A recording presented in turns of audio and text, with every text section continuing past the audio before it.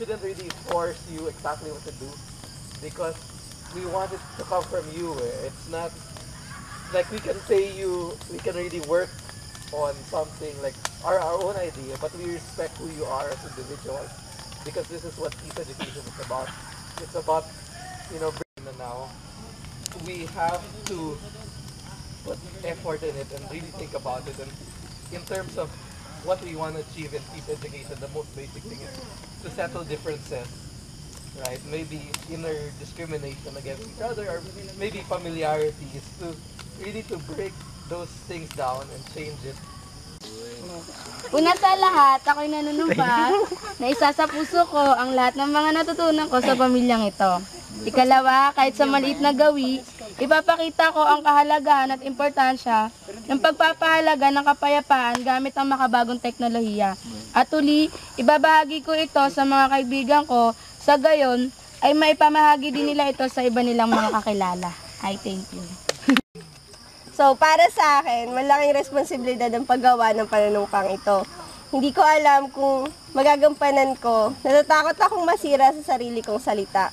Pero dahil nandito na at pinili ko itong landas na to, paninindigan ko na. Sa mga susunod na araw, isasabuhay ko lahat ng natutunan ko. Pananatilihin ko ang pantay na pagtingin sa Kristiyano at Muslim. Ito ay gagawin ko sa ngalan man ni Allah o ni Jesus. Ang ako na daragdagan ang aking respeto sa iba at aking pag-unawa sa bawat ideya at sariling pananaw ng mga taong aking nakakasalamuha. Higit sa lahat, ako sa tulong ng Peace Tech ay nangangako na ipaunawa sa bawat tao ang kahalagahan ng paggalang sa isa't isa.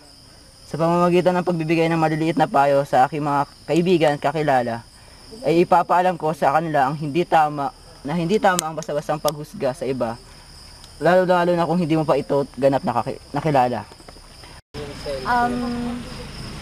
Ipopromote ko pa yung Peace Tech, mas effective kesa sa ginagawa ko ngayon.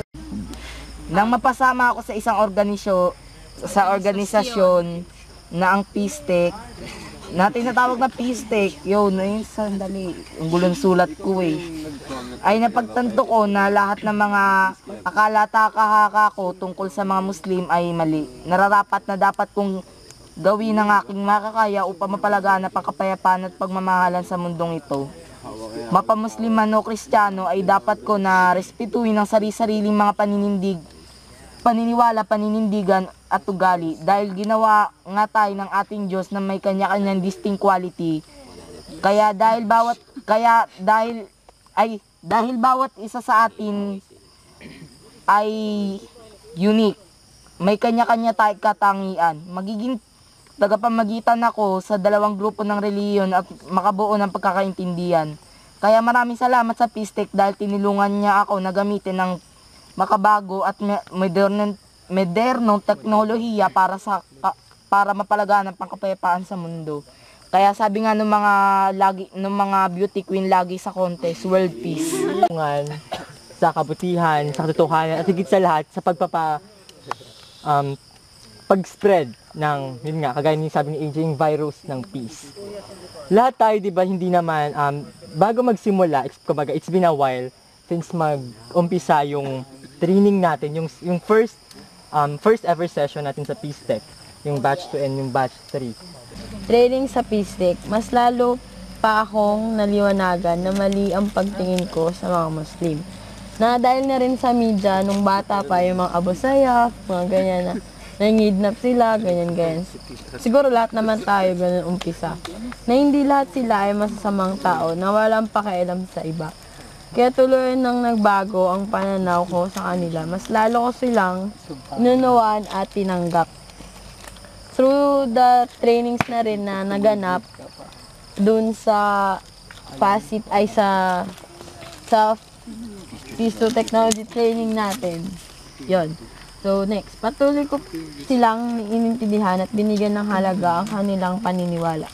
Mas lalo ko pang ibabagi sa iba ang kabutihan nila at ipamulat sa iba na mali rin ang kanilang pananaw ukol sa mga Muslim para manatili ang kapayapaan at pagkakaisa na pinapangarap nating lahat sa pamagitan lalo na ng communication at syempre ang technology na higit na tinuro ng Peace Tech sa atin. Thank you. Napansin ko kasi sa mga pledges nyo, especially doon sa mga Christians na kasama natin dito ngayon, it's just to be open-minded. Parang mas na-open yung pagkatao nila.